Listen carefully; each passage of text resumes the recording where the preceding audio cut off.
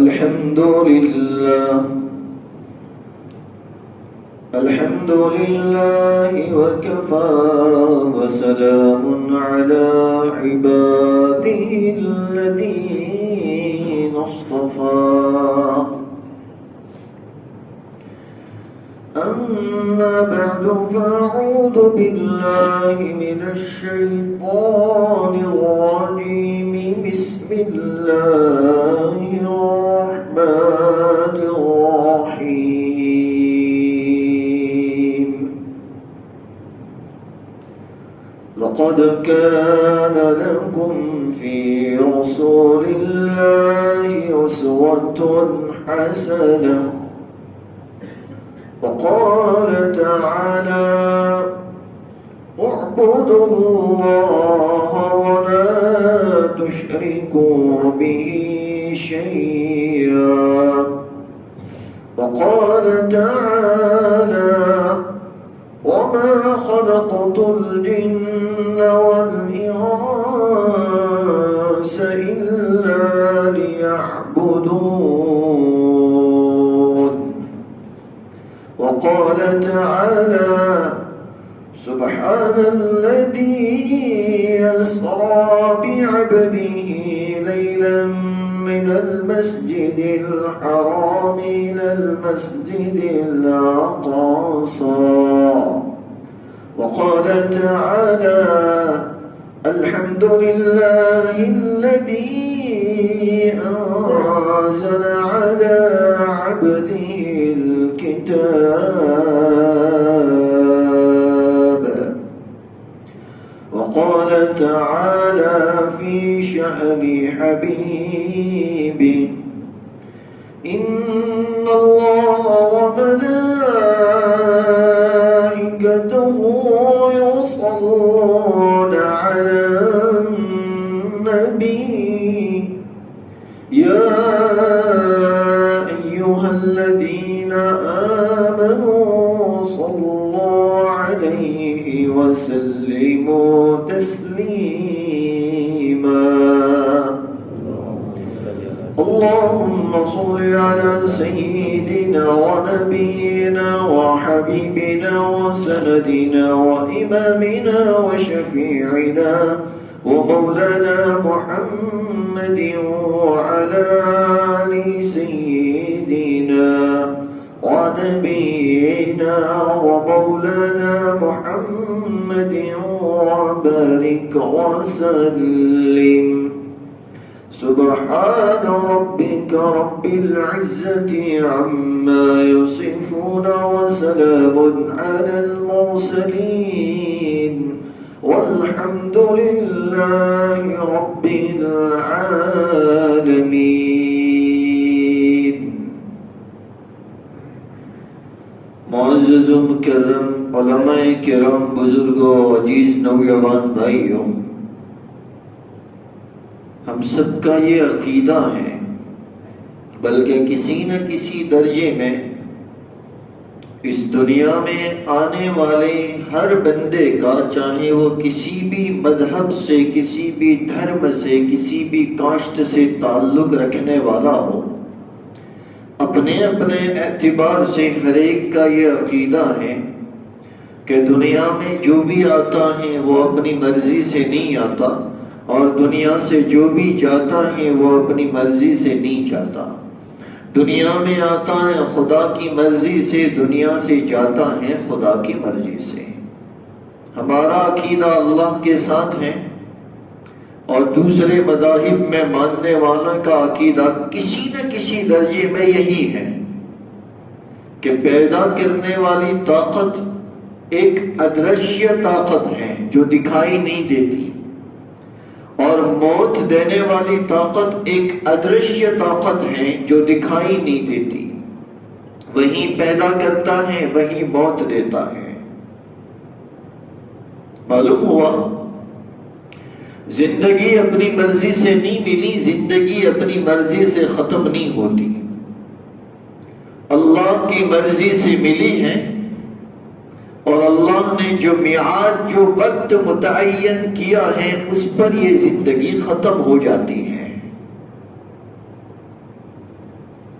تو جو زندگی دینے والا ہے، جس کے قبضے میں زندگی ہے، موت اور حیات جس نے اپنے قبضے میں رکھی ہے، ہم بندوں کا یہ فریضہ ہے، ہم بندوں کی یہ ذمہ داری ہے کہ ہمیں زندگی دینے والے کی ہم بندگی کریں، اور یہی زندگی دینے کا مقصد ہے۔ اللہ نے یہی بات قرآن الکریم میں ارشاد فرمائی، وَمَا خَلَقْتُ الْجِنَّ وَالْإِنسَ إِلَّا لِيَعْبُدُونَ، میرے بندوں ہم نے تمہیں یہ زندگی میری بندگی کے لیے دی ہے۔ مقصد یہ ہے تمہیں دنیا میں پیدا کرنے کا کہ تم میری بندگی کرو، مقصد یہ ہے تمہیں زندہ رکھنے کا کہ تم میری اطاعت کرو، تم میری فرمانبرداری کرو، مقصد یہ ہے تمہیں اس دنیا میں بھیجنے کا کہ تم میرے احکام کے مطابق زندگی گزارو، اور میں نے جنہیں تمہارے لیے رسول بنا کر بھیجا ہے اس رسول کی مکمل اتباع کرو، مکمل تابعداری کرو، ان کی پیروی کرو اور ان کے نقش قدم پر چلو۔ یہ مجھے اور آپ کو اور پوری دنیا کے انسانوں کو زندگی دینے کا اللہ کا مقصد ہے،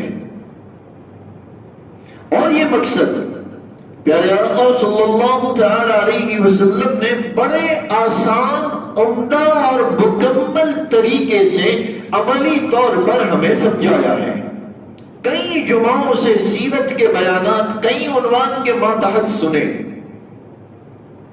اس جمعہ کو ارادہ ہوا کہ سیرت سے ہمیں جو زندگی کا مقصد سمجھ میں آتا ہے اس پر کچھ باتیں کہی جائیں۔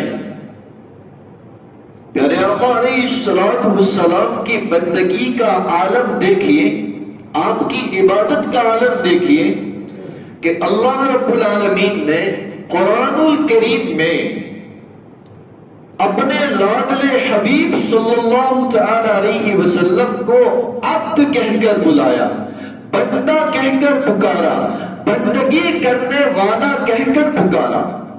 جب آپ کو معراج کروائی گئی، جو خطبے میں آیت پڑھی سبحان الذی اسری بعبدہ، اللہ نے فرمایا کہ ہم نے جب آپ کو معراج کے لیے چلایا تو اللہ اس وقت ہمیں فرماتے ہیں بعبدہ، میرے بندے، میری بندگی کرنے والے، میرے لاڈلے حبیب حضرت محمد صلی اللہ تعالی علیہ وسلم۔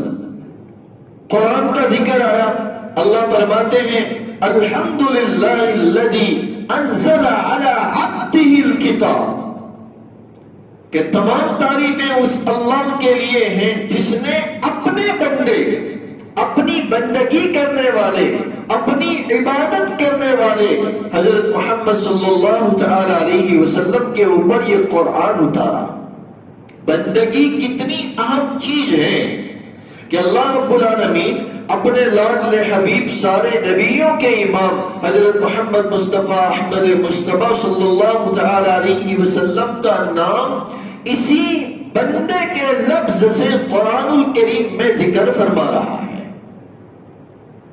یہ مقصد ہے، اللہ نے مجھے اور آپ کو جو زندگی دی ہے، یہ زندگی کیسے گزاری جائے، یہ طریقہ ہے کہ بندگی کے ساتھ زندگی گزاری جائے، اطاعت کے ساتھ زندگی گزاری جائے، اتباع رسول کے ساتھ زندگی گزاری جائے، من مانی زندگی چھوڑی جائے، رب چاہی زندگی کو اختیار کیا جائے، اپنی خواہشات کو ہٹایا جائے، پیارے آقا صلی اللہ تعالی علیہ وسلم کی مرضیات کو اپنی زندگی میں داخل کیا جائے، یہ مقصد ہے۔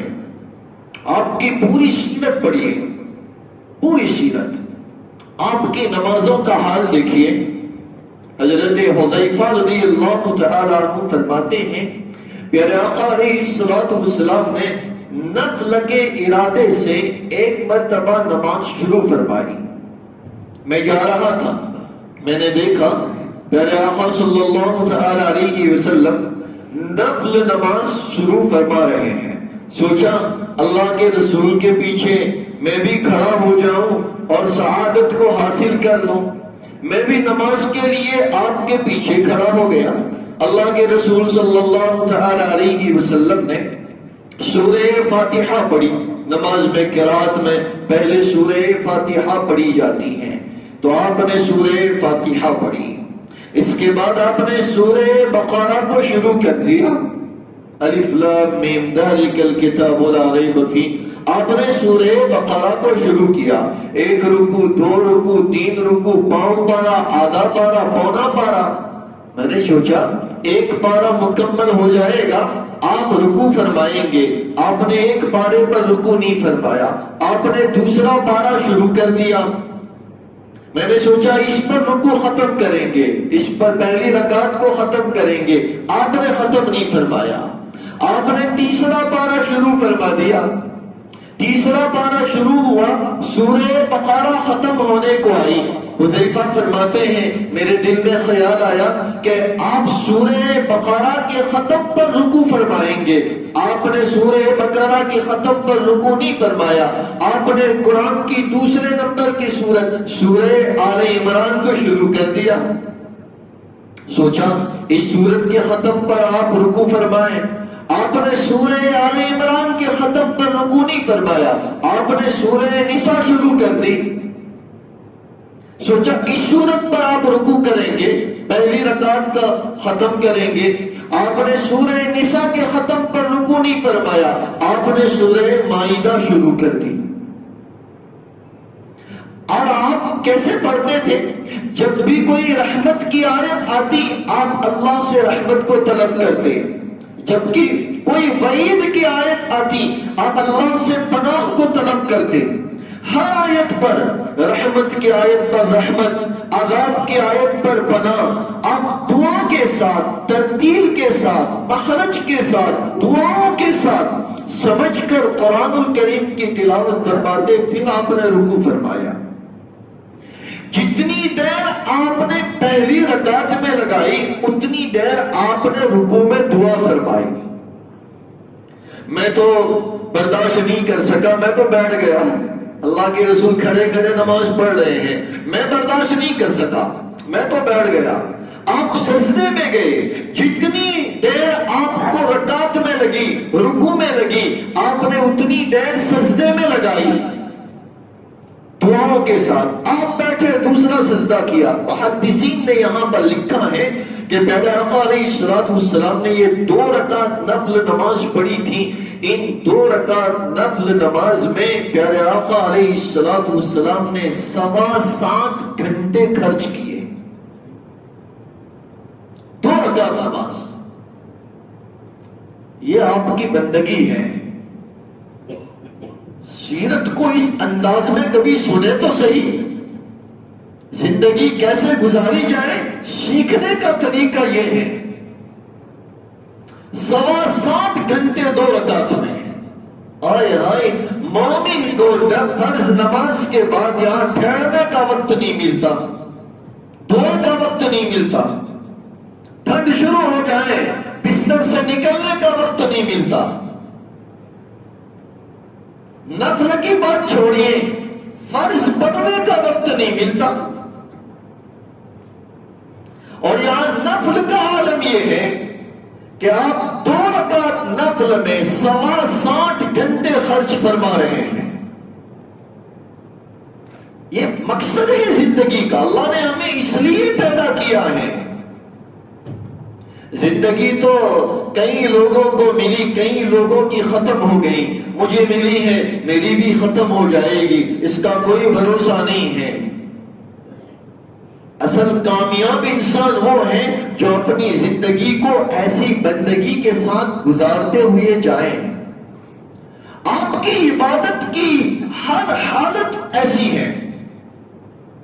تو نماز کا یہ مختصر حال ہے. آپ کے روزوں کو دیکھیے.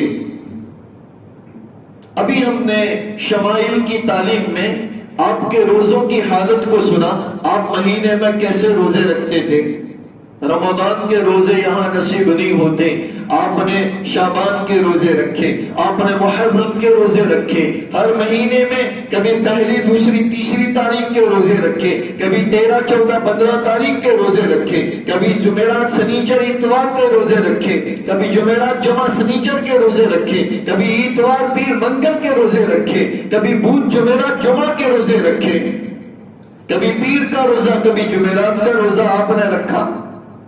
آپ کے روزوں کے عالم کو دیکھیے، آپ کے صدقات اور خیرات کے عالم کو دیکھیے، بندگی کے جتنے بھی طریقے ہیں، جتنی بھی عبادت ہیں، ان تمام عبادتوں میں آپ کا کمال دیکھیے۔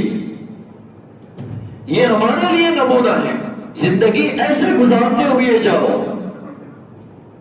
آپ کے حج کا عالم، تمام عبادتیں، ایمان دیکھو، نماز دیکھو، روزہ دیکھو، صدقات دیکھو، آپ کا حج دیکھو، کلام پاک کی تلاوت کا عالم دیکھو۔ ایک مرتبہ گلی سے گزر رہے تھے، پیارے آقا صلی اللہ تعالی علیہ وسلم، ایک بڑھیا تھی جو اپنے گھر میں بیٹھ کر سورہ غاشیہ کی تلاوت کر رہی تھی۔ هل اتاک حدیث الغاشیہ، ڈھانپ لینے والی چیز کی خبر تمہیں پہنچی، یعنی قیامت کا حال تمہیں معلوم ہوا، اس کا ترجمہ ہے هل اتاک حدیث الغاشیہ، ڈھانپ لینے والی چیز کی خبر تمہیں پہنچی۔ یہ آیت پڑھ رہی تھی، پیارے آقا علیہ السلام نے اس آیت کریمہ کو سنا،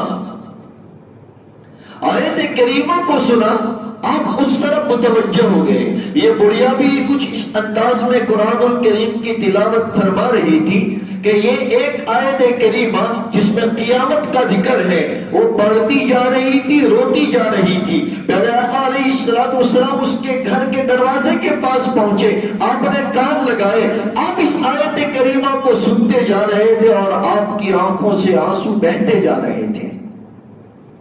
قرآن الکریم کی تلاوت میں حال دیکھیے، ہر عبادت آپ کی مکمل طریقے سے ہم سب کے لیے، نوجوانوں کے لیے، بڑے بوڑھوں کے لیے یہ ایک سیمپل ہے، ایک نمونہ ہے۔ پہلے ہمارے گھروں کے حالات بھی ایسے ہوا کرتے تھے، فجر کے بعد جب آپ مسجد سے نکلو نا تو گھروں سے قرآن الکریم کی تلاوت کی آوازیں آتی تھی، لوگ گھر میں بیٹھ کر پڑھتے تھے۔ یہاں فجر ہی گم ہو گئی، تلاوت کا تو کوئی تذکرہ ہی نہیں، فجر ہی چلی گئی۔ قرآن الکریم کی تلاوت گھر کو آباد کرنے کا بہترین ذریعہ ہے۔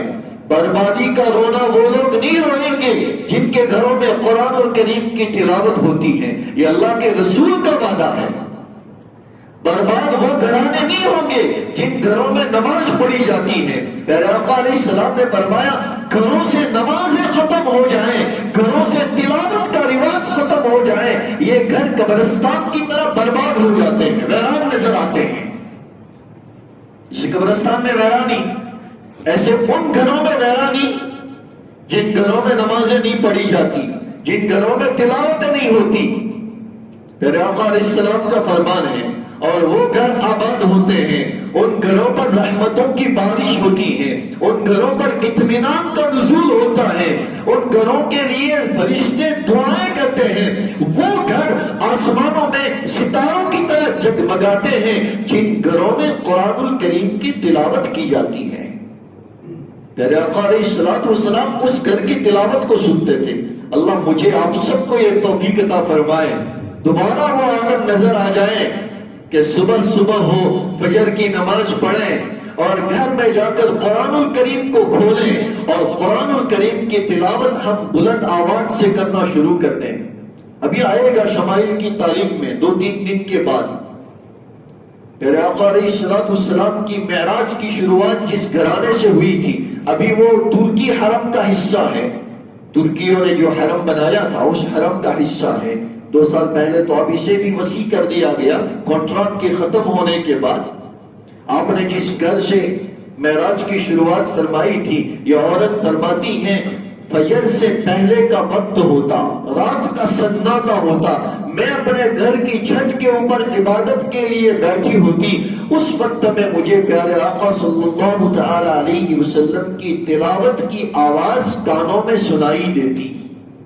یہ اللہ کے رسول کی بندگی کا طریقہ ہے، فجر سے پہلے اٹھنا، تہجد کی نماز کو پڑھنا اور پھر کلام پاک کی تلاوت کرنا۔ آپ کلام پاک کی تلاوت فرماتے اور یہ آواز مجھے اپنے گھر کی چھت کے اوپر سنائی دیتی۔ حضرت ابو ہریرہ فرماتے ہیں میں ایک مرتبہ اللہ کے رسول کے پاس پہنچا، پیارے آقا صلی اللہ تعالی علیہ وسلم نے مجھ سے درخواست کی ابو ہریرہ کچھ قرآن سناؤ۔ یا رسول اللہ آپ پر تو قرآن الکریم اترا ہے، آپ مجھ سے سنیں گے؟ ہاں مجھے جی کرتا ہے میں آپ سے قرآن سنوں۔ ابو ہریرہ فرماتے ہیں میں نے سورہ نساء پڑھنا شروع کر دی، میں اس آیت کریمہ کے اوپر پہنچا وَجِئْنَا بِكَ عَلَى هَؤُلَاءِ شَهِيدًا، سارے امتیوں کے اوپر ایک ایک گواہ بلایا جائے گا ان کے نبی کو، اور سارے نبیوں کے اوپر اے محمد صلی اللہ تعالی علیہ وسلم آپ کو گواہ بنا کر بلایا جائے گا۔